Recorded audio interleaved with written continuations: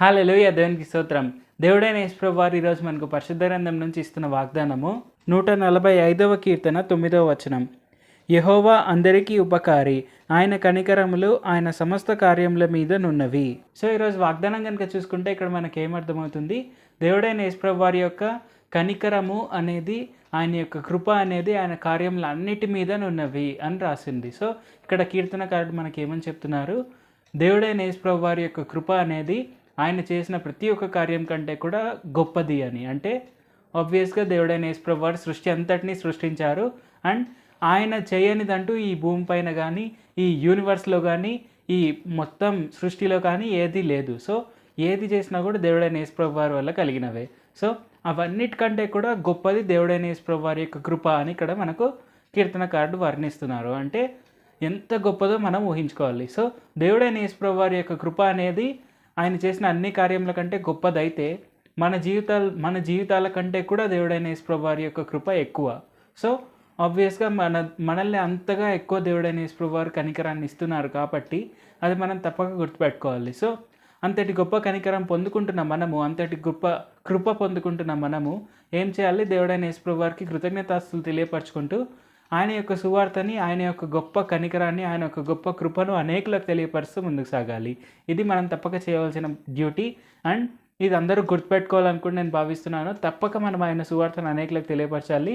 ఆయన మనకి ఇచ్చే ఆ గొప్ప మెర్సీని మనం పొందుకుంటూ ముందుకు సాగాలి. అండ్ ఆయన ఇచ్చిన ఆ గొప్ప మెర్సీ వల్ల మనం కష్టపడే దేవుడైన యేసు ప్రభువారు ఎప్పుడు చూడలేరు.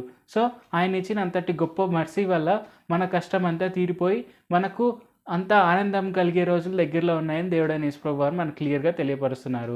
దేవుడైన యేసు ప్రభువారు ఖచ్చితంగా మనకు క్లియర్ కట్ విజయాన్ని ఇచ్చారు. సో ఇది మనం గుర్తుపెట్టుకొని తప్పక దేవుడైన యేసు ప్రభువారికి కృతజ్ఞతాస్తులు చెల్లిస్తూ ఆయన ఇచ్చిన విజయాన్ని మనము సంతోషిస్తూ అండ్ దాన్ని బట్టి ఆయన కృతజ్ఞతాస్తులు తెలియపరుస్తూ మనం ముందుకు సాగాలి. మన జీవితాల్లో ప్రతి ఒక్కరికి దేవుడైన యేసు ప్రభువారు విజయాన్ని దయచేస్తున్నారు.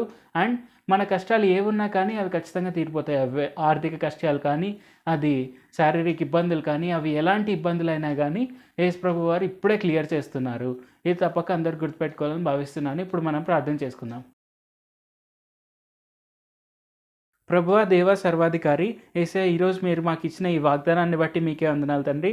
ఇప్పుడు వాక్యం వింటున్న అందరూ తప్పకుండా మీరు ఇచ్చిన ఈ గొప్ప విజయాన్ని బట్టి మీకే కృతజ్ఞతాస్తులు తెలియపరుస్తూ వారికి ఉండే ఇబ్బందులు తీసివేస్తున్నారు, వారికి ఉండే వేదనలన్నీ తీసివేస్తున్నారు అని వారు సంతోషించి ఆ సంతోషానికి ఖచ్చితంగా వారు మీకు కృతజ్ఞతాస్తులు చెల్లిస్తూ అండ్ తప్పక మీరు ఇచ్చిన గొప్ప ఆశీర్వాదాలను పొందుకుంటూ ముందుకు సాగేందుకు సాయం చేయండి. అలాగే మీరు చేసిన ప్రతి ఒక్క సృష్టి కంటే ఎక్కువగా కూడా మీ కృపనే మాకు ఎక్కువగా ఇస్తున్నారని తెలియపరిచినందుకు వందనాలు తండ్రి. అంతటి గొప్ప కృప మీరు మాకు దయచేస్తున్నందుకు వందనాలు తండ్రి. నజరేయుడైన యేసు నామములో ప్రార్థిస్తున్నాం తండ్రి. ఆమేన్. Thank you Jesus. దేవుడు మిమ్మల్ని ఆశీర్వదించును గాక.